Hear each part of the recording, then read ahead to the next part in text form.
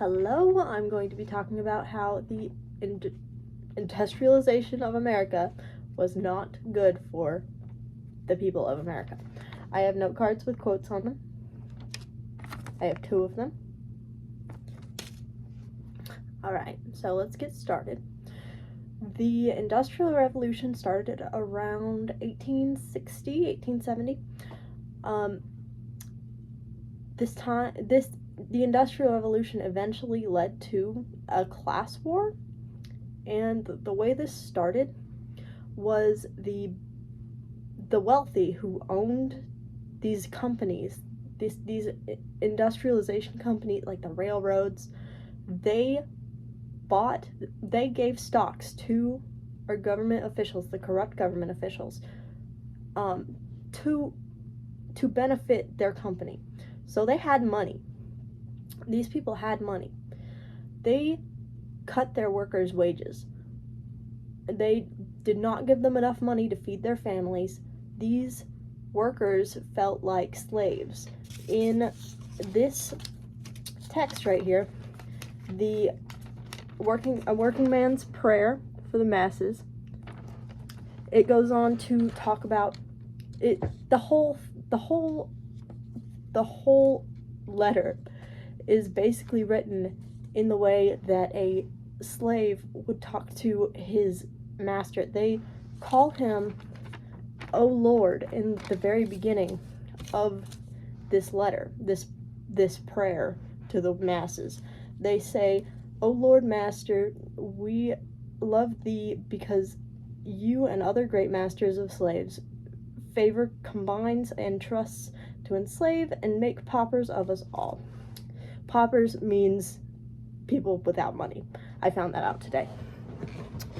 So basically what they're saying, and this is firsthand from somebody who worked there, what they are saying is that you have all the money. You are our boss. You have all the money.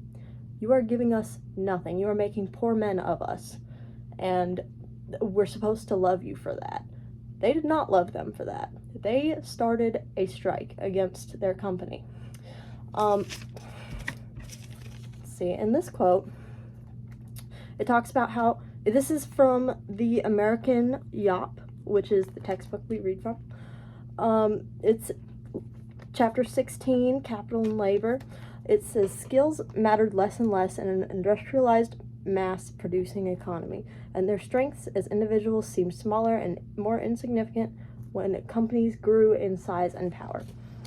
These companies kept getting bigger and bigger, and the value of a worker kept getting smaller and smaller as that happened.